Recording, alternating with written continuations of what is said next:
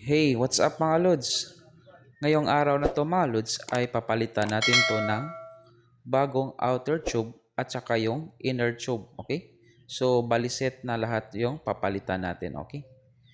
So, ngayon mga lods, meron tayo ditong max speed, okay? So, max speed na outer tube at saka yung inner tube set na lahat, okay?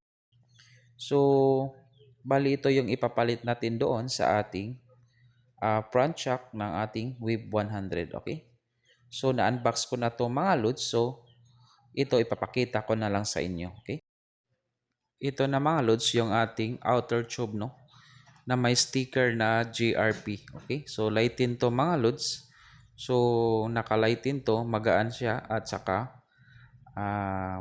maganda tingnan, okay? So, project bike to mga lods sa ating Wave 100, okay? So, pang budget meal lang ito mga lods. Pero maganda naman. Okay mga lods. So, tara na mga lods. Simulan na natin. Okay? Ito na mga lods. Tatanggalin muna natin tong ating tapalodo at saka yung ating back pinder ng ating tapalodo. Para masimulan na natin mga lods. Okay?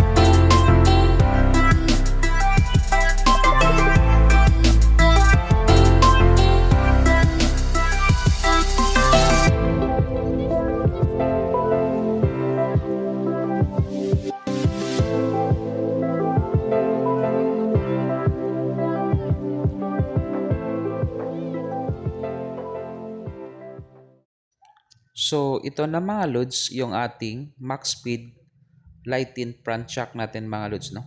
So, ikakabit na natin to mga lods dito sa ating T-post ng ating Wave 100. Okay mga lods?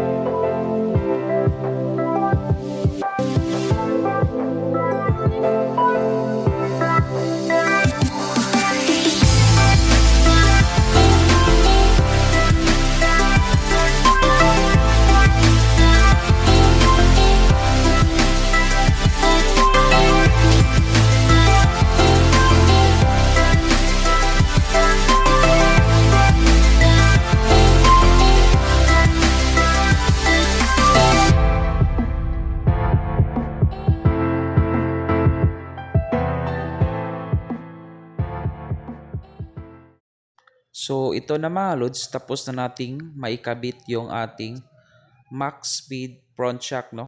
Na outer tube lighten with inner tube, okay?